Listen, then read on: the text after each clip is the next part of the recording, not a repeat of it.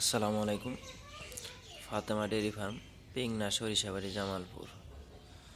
আমার একটি বাছুর এরকম পায়খানা করছে। এই তো বাছুরটা এরকম পায়খানা করছে। তো ইনশাল্লাহ আজকে আমি ওকে চিকিৎসা দিয়ে দেব।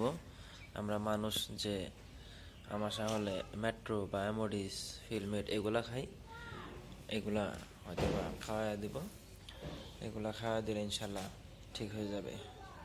তো যারা খামার করেন তাদের জন্য বলা, তারা অবশ্যই ছোট বাছুর যেগুলো হয়তো বা 1-2 দিন, 5 দিন, 15 দিন এরকম বা 1 মাস, তাদের এরকম সমস্যা হলে আপনারা মেট্রো, অ্যামোডিস, ফিলমেট এগুলো খাওয়াই দেবেন।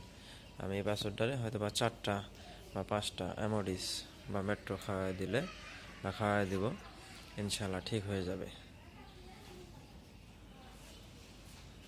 তো যারা এই ভিডিও দেখেন মোটামুটি নিয়মিত দেখবেন,